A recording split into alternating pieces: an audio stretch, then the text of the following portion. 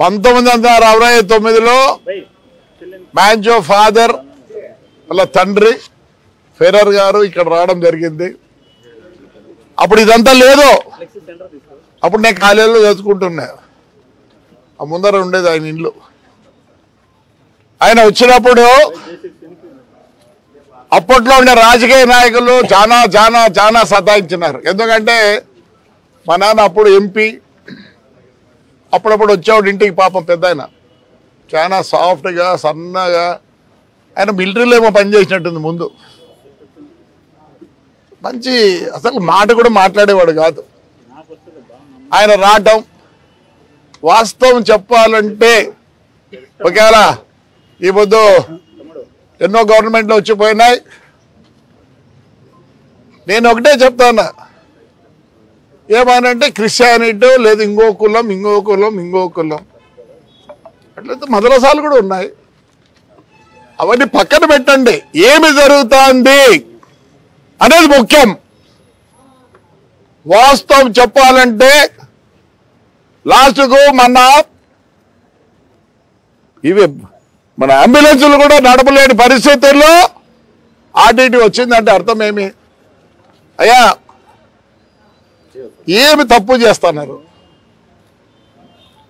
ఒకవేళ 100%లో ఏమైనా మిస్యూజ్ అవుతుందేమో. వాస్తవం చెప్పాలంటే మీకు ఎంతమందికి తెలుసు బుక్కరాయ సముద్రంలో ఏం స్కూల్ ఉన్నాయో తెలుసా మీకు ఎవరికన్నా? Dumb and deaf school is there. చెవిటి మూగకు స్కూల్ ఉంది, హాస్టల్ ఉంది. ఎవరు చూడలే. నేను అప్పుడప్పుడు పోతా దానికోసం. నేను కూడా అన్నం తీసుకొని పోతుంటా అప్పుడప్పుడు పిల్లల కోసం. ఎక్కడ మరి ఆంధ్రప్రదేశ్లో అలాంటి స్కూల్ ఉందండి చెప్పండి? గుడ్డోళ్ళ school, blind school is there. ఏమే ఫస్ట్ ఎయిడ్స్ వచ్చినప్పుడు వాస్తవం చెప్పాలంటే ఎవరు ముట్టుకోలేదు. అలాంటిది ఆర్డిటీ లేకపోతే ఎంతమంది చనిపోయిందరు. ఈ రోజు కూడా నాకు తెలుసు మన బత్తలపల్లి హాస్పిటల్ అంటే ఫేమస్.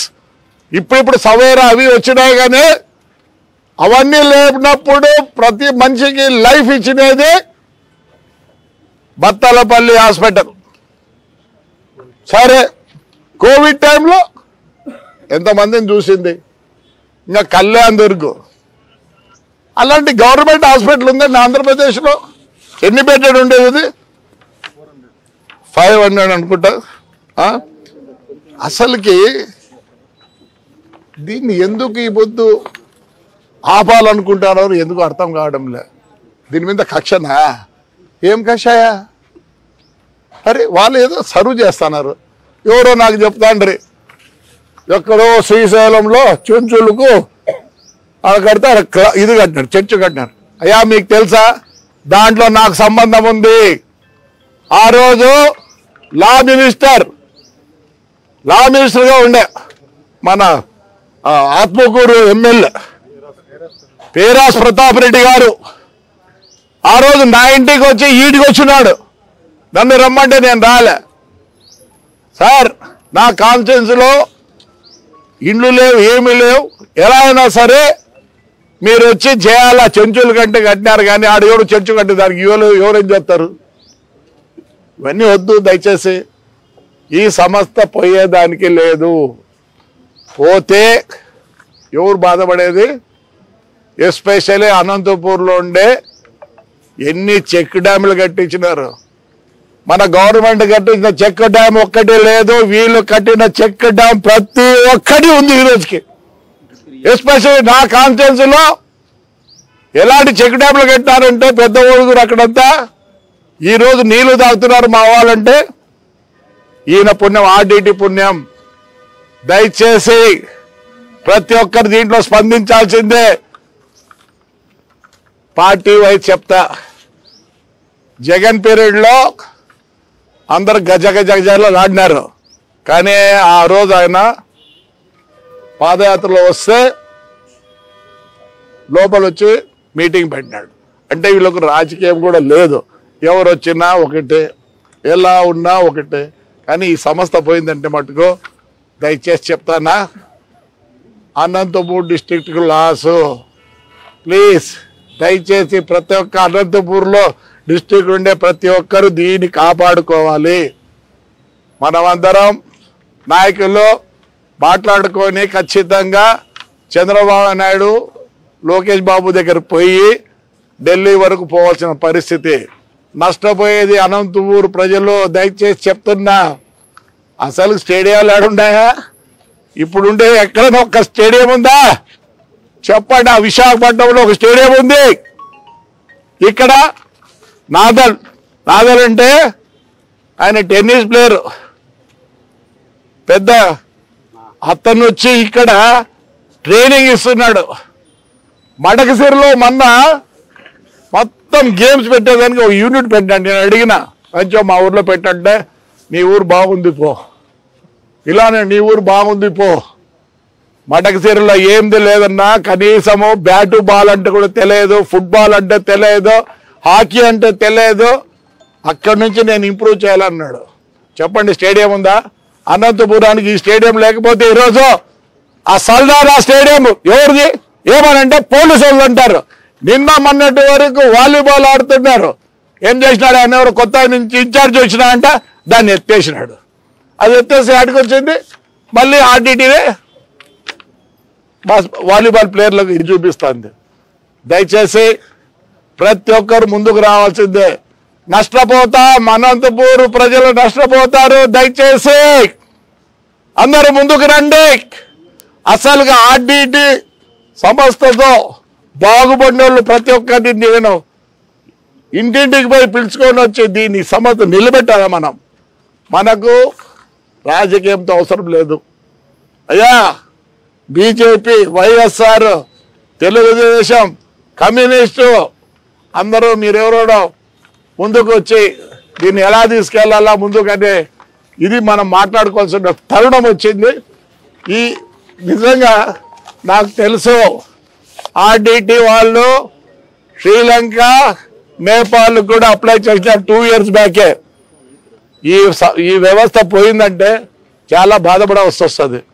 నేను ఎప్పుడు చూస్తుంటా, అసలు డెమ్ అండ్ డెఫ్ స్కూల్స్ ఉన్నాయా? డెమ్ అండ్ డెఫ్ స్కూల్స్ ఉన్నాయా? ప్రైవేట్ స్కూల్స్ ఉన్నాయా? వాళ్ళ కోసమే స్కూల్స్ ఉన్నాయా? లేవు. అందుకే నేను కూడా ప్రతిదీ ఎన్ని ఇండ్లు కట్టించినారు. అసలుకి నేను ఎప్పుడన్నా ఊర్లో లేకపోతే టెంకాయ చెట్లు కనిపిస్తాయి. ఓహో, ఇక్కడ ఆర్టీటీ వాళ్ళు ఇల్లు కట్టించారు. వాళ్ళు ఇల్లు కట్టిస్తే ఇల్లుతో పాటు చెట్టు కూడా వేస్తారు. ఈ వ్యవస్థ పోకూడదు, ఆర్టీటీ ఉండాలా. మరి అందరూ ప్రతి ఒక్కరు దీంట్లో కలిసికట్టుగా ముందుకు పోవాలనుకుంటే, ఆర్టీటీ ఉండాలనుకుంటే మనలో ఉంది.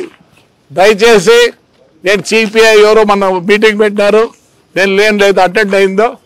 సార్ దయచేసి no politics, we have to save RTT, it should stay here only. పోయిందంటే నష్టపోయేది అనంతపూర్ ప్రజలు. అసలు వాళ్ళ స్కూల్ బిల్డింగ్స్ అవన్నీ చూద్దామండి ఎలా ఉంటాయి, వాళ్ళ డామిటరీస్లు ఎలా ఉన్నాయో చూస్తారండి. మనకు ఎన్నో హాస్టల్ ఉన్నాయి, ఏమో ఉన్నాయి. అసలు ప్రైవేట్ కాలేజ్ హాస్టల్లో కూడా అట్లా మంచి డామిటరీస్ లేదు, అంత మంచి ఫుడ్ పెట్టరు. అసలుకి నేను పోతుంటా, వాళ్ళు మూగోళ్ళు అయితే ఆ మూగి పిల్లలు అసలు మనం పోయినా ఉండేది అంత ఆప్యాయంగా. బ్లైండ్ వాళ్ళు డ్యాన్సులు చేస్తారు చూసినారు. వీళ్ళు అది అన్ని ప్రాక్టీస్ చేపిస్తారు బ్లైండ్ వాళ్ళతో. ఇంకా చెట్లు అంటారా, లక్షల చెట్లు నాటినారు. తాడిపత్రిలో వాస్తవం చెప్పాలంటే ప్రతి రోడ్లో ఇప్పుడు ఉండేటివి, మధ్యలో ఉండే రోడ్లో ఉండే ప్రతి చెట్టు ఆర్టీటీ చేసినది. మనం ఈ వ్యవస్థను పోగొట్టుకోకూడదు. ఆర్టీటీ ఎటువంటి పరిస్థితుల్లో అనంతపూర్ దాటిపోకూడదు. దయచేసి ప్రజల్లారా, నాయకుల్లారా ఏకం కండి. ఇది చెడ్డ వ్యవస్థ కాదు, చెడ్డ ఇది కాదు. చెప్పండి, కళ్యాణదుర్గంలో ఈరోజు కూడా మన గవర్నమెంట్ హాస్పిటల్కి పోదామనండి. అసలు సవేరాలో నేను ఎవరినో పేషెంట్లు 2 ముగ్గురిని చేర్పించిండే మా చేత కాదంటే ఆర్టీటీకి తీసిపోయి వదిన బ్యాంచోని అడిగిరా, డాక్టర్లు రావడం లేదు. మాకు కూడా స్పెయిన్ నుంచి అక్కడి నుంచి రావడం లేదు. నేను అడిగినాను అంటే మా ఊరికి వదిలేరా డాక్టర్లు పంపి అంటే చేత కాదన్నా, చాలా అవస్థ పడుతున్నా, అక్కడ నుంచి 3 నెలలకు 2 నెలలకు తెచ్చి ఇప్పుడు నడుపుతున్నాం హాస్పిటల్ని. మరి అయితే అప్పుడే స్కూల్స్ బంద్. అసలు 10th క్లాస్ పాస్ అయితే వీళ్ళే చదివించేవాళ్ళు. మళ్ళీ ఇంటర్మీడియట్కి మంచి స్టూడెంట్స్ ఉంటే ఎన్నో కోట్లు ఖర్చు పెడుతున్నారు. 13 కోట్లేమో ఖర్చు పెడతాను. అంటే ఇక్కడ పాస్ అయ్యి నారాయణలో చేరాలా, వీళ్ళు చదివిస్తున్నారు. ఈ సంస్థను పోగొట్టద్దండి. ఈ ఆర్డిటి పోనా అంటే నష్టపోయేది అన్నముద్దూరు ప్రజలు. ఫస్ట్ డ్రిప్ కూడా తెచ్చింది ఆర్డిటీనే. ప్రతిది ఒక్కటి ఫారం పాయింట్స్, దానికి కావాల్సిన ప్లాస్టిక్ ఇవి. అసలు చెక్ డ్యాముల వల్ల ఎంతమంది బాగుపడినారో రైతాంగం నాకు తెలుసు. ఎందుకంటే మేము కూడా వర్షాపాతంతోనే బతికే వాళ్ళం. కానీ వీళ్ళ చెక్ డ్యాములు నాకు తెలిసే సద్దెల దగ్గర, ఒక్క సద్దెల దగ్గరే 18-19 కట్టినారు. ఒక్క ఆ చుట్టుపక్కల. ఎందుకంటే ఆ కొండల్లో నుంచి వచ్చే నీరునంతా ఈ పొద్దు. అందుకే మా బావుల్లో నీళ్లు ఉన్నాయంటే ఈ వ్యవస్థ వల్లనే. సో నేను ఒకటే అందరినీ కోరుతున్నా, అయ్యా ప్రతి ఒక్కరు ముందుకు రండి, ప్రతి ఒక్కరు ముందుకు రండి. చింతలాయపల్లిలో అయితే అసలు నీళ్ళు లేవు, ఆ కొండల్లో వచ్చి పోతాండే. ఎస్ వీళ్ళు వచ్చి కట్టినారు. ఈ పొద్దు 3 పూట్లు చెరికాయ ఎత్తుకొని చెరికాయ పట్టిస్తారు. అన్నీ మన తాడిపత్రి కాన్స్టిట్యూన్సీలో బ్రహ్మాండం, కళ్యాణ్ దుర్గు, ఉరవకొండ, రాయదుర్గంలో బ్రహ్మాండంగా చేసినారు. బాగానే ఎక్కువ చేసినారు. ప్రజల్లారా పోగొట్టుకోకూడదు.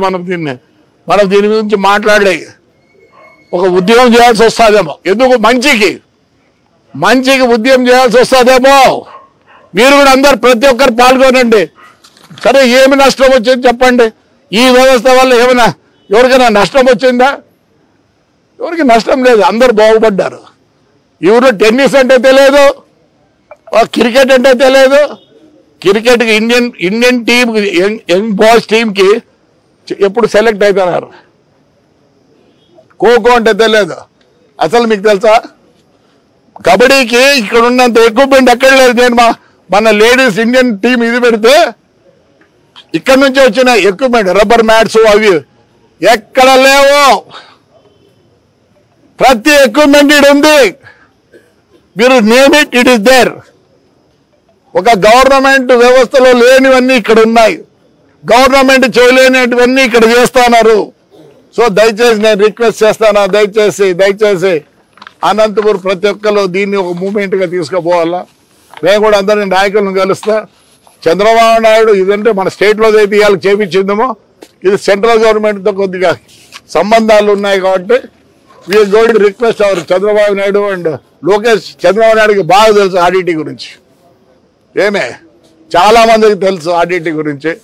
మరి అనంతపురం ప్రజలు అందరితో మాట్లాడి ఇది బయటికి జారిపోకుండా చేసుకోవాలి. వాళ్ళకేముంది, వద్దంటారు. చెప్తున్నా కదా, Nepal, Ceylon already there calling them. వీలుంటే డెవలప్ అవుతుంది. ఇది డ్రాట్ పోన్ ఏరియా, ఏమీ తెలియని ఏరియా. అలాంటిది కళ్యాణ్ దుర్గలో పోయి చూడుకోండి ఎలా ఉంటుందో. ఈ బుద్ధి చదువు వస్తుంది, డిసిప్లిన్ వస్తుందంటే ఒక ఆర్డిటి స్కూల్లోనే డిసిప్లిన్ ఉండేది, వేరే ఎక్కడ డిసిప్లిన్ లేదు. అందుకోసం నేను ఒకటే రిక్వెస్ట్ చేస్తాను అనంతపురం ప్రజలకి, sir we see that it doesn't go anywhere, ఇక్కడే ఉండాలా. ఎలా అయినా సరే మనం అందరు ప్రతి ఒక్కరు, నాకు తెలిసి ఆర్డిటిలో 69 నుంచి ఎంతోమంది చదువుకున్నారు, ఎంతోమంది మంచి పొజిషన్లో ఉన్నారు. మరి ఇది మనకు దీని వరం, దేవుడి వరం ఇది. నిజంగా దేవుడు ఇచ్చిన వరం. ఆ రోజు ఇక్కడికి వచ్చినాడు అంటే, ఆయన పెద్ద ఆయన వచ్చినాడు అంటే అర్థం ఏమి, దేవుడు పంపించినాడు ఆయన్ని. అయ్యా పో, చాలా కష్టాల్లో ఉన్నారు ఈ డిస్ట్రిక్ట్ అని చెప్పి ఆ రోజు ఆయన్ను ఆ దేవుడు పంపించినాడని నేను అనుకుంటున్నా. సో మీ అందరికీ నమస్కారం. ప్రతి ఒక్కరూ ఆలోచించండి. ఆర్డిటి పక్కకు పోకోకుండా ఇక్కడే ఉండేటట్టుగా మనం నెరవేర్చుకోవాలా. లేకపోతే నష్టపోయేది ఒక అనంతపురం డిస్ట్రిక్టే. వాళ్ళేం కాదు, వాళ్ళ వ్యవస్థ వాళ్ళు ఏదో చేయాలనుకున్నారు. చాలా దేశాలు పిలుస్తున్నాయి వాళ్ళని. మనం దీన్ని ఎట్లయినా కానీ అందరూ కలిసికట్టుగా మనం అందరూ పోరాడి ఆర్డిటి ఎక్కడ పోకుండా ఇక్కడే ఉండేటట్టుగా మనందరూ పోరాడాలి. రైట్ సార్, మీరందరూ వచ్చింది దానికి పాతికేయులు కదా, నమస్కారాలు. ఫ్యామిలీ అన్ని పంచండి.